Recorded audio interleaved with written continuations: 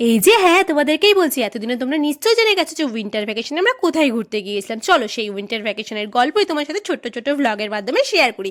দিনটা ছিল শনিবার, আমাদের ট্রেন 4-5 ঘন্টা লেট থাকায় আমরা ঘর থেকে 11:30 নাগাদ ওই সমস্ত লাগেজপত্র নিয়ে বেরিয়ে পড়েছিলাম স্টেশনের উদ্দেশ্যে। স্টেশনে গিয়ে কিন্তু সমস্ত লাগেজপত্র রেখে সবার ফার্স্টে আমরা কিন্তু এখানে টিকিট কেটে নিয়েছি টাটা যাওয়ার উদ্দেশ্যে। ওই যে একটা কথাই জানো তো, বলে যে ভগবান না চাইলে কিন্তু তুমি তার কাছে যেতে পারবে না, সেরকমই একটা গল্প কিন্তু আমাদের এই ভ্যাকেশনেও আছে।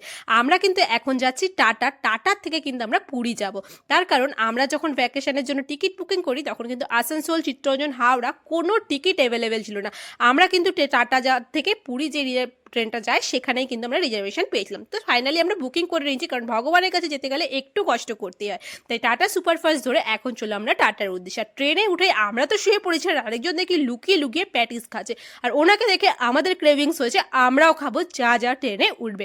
প্রথমে দেখি ঝালমুড়ি দাদা ঝালমুড়ি বানাচ্ছে, আর দেখেই না ভালো মনে হচ্ছিল খুবই টেস্টি হবে খেতে। সত্যি কথা বলতে বিহারেও যে এত টেস্টি ঝালমুড়ি পাওয়া যায় সেটা কিন্তু আমি এতটাও আশা করিনি। খেয়ে দেখলাম না, টেস্টি কিন্তু বেশ ভালোই ছিল। ঝালমুড়ি যাওয়ার পরে দেখি চলে এসেছে পাঁপড় কাকু, আর এখান থেকে বাচ্চারা সব নিয়ে নিয়েছে পাঁপড়। আর বাচ্চাদের থেকে চেয়ে চুনতে 1-2টা নেওয়ার পর ভাবলাম না, এই চেয়ে চুনতে তো পেটের ছুঁচো মরবে না, তো চলো 1 প্যাকেট করে সবাই গোটা গোটা নেওয়া যায়। তাই আবার নিয়ে নিয়েছি কিন্তু ঝাল ঝাল পাঁপড় ভাজা। ট্রেনের এইসব খাওয়া দাওয়া ল্যাদ খেতে খেতে গল্প করতে করতে আমরা পৌঁছে গেলাম ফাইনালি কিন্তু স্টেশনে নামা মাত্রই আমাদের পেয়ে গেছিল প্রচন্ড জোরে খিদে সবার। তাই আর দেরি না করে লাগেজপত্র রেখে আমরা কিন্তু বসে পড়েছি এখানে ডিনার করতে। ডিনারে ছিল কিন্তু লুচি আর আলুর দম, আর সেটাও আবার ঘর থেকে বাড়ি নিয়ে আসা।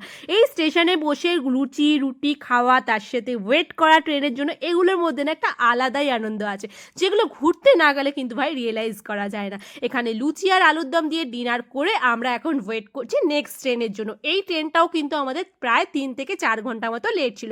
স্টেশনে বসে ওয়েট করতে করতে ঠান্ডার মধ্যে ভাবলাম না চলো 1 কাপ কফি খাওয়া যাক। গরম গরম 1 কাপ কফি খেতে খেতে আরও কিছুক্ষণ ওয়েট করলাম। ফাইনালি আমাদের ট্রেন কিন্তু চলে এসেছে 11:12-তে। এই হচ্ছে আমাদের ট্রেন, যেটা চেপে আমরা যাব জগন্নাথ দেবের দর্শনে।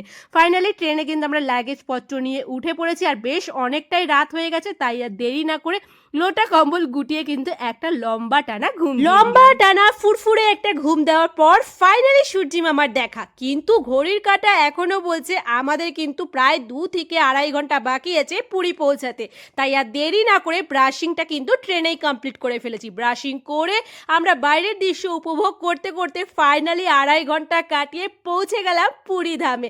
আর সবার মুখের হাসি দেখে বুঝতে পারছো যে পুরী ধামে আসার জার্নিটা কষ্টকর হলেও কিন্তু ভীষণ খুশি আমরা। সত্যি কথা বলতে ঠাকুরের স্থানে কিন্তু এমনি সেমনি ভাই আসা যায় না। ঠাকুর যদি না চায় না, আর তুমি যদি কষ্ট না করো, তাহলে তুমি ধামে বা কোন ঠাকুরের স্থানে পৌঁছাতে পারবে না, এটা কিন্তু 100% শিওর।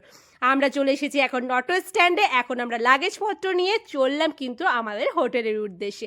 ব্যাক টু ব্যাক কিন্তু প্রচুর ভিডিও আসছে, এটা শুধু ট্রেলার, পিকচার এখনো বাকি আছে বস। তো দেখা হচ্ছে নেক্সট সার্চে, বাই।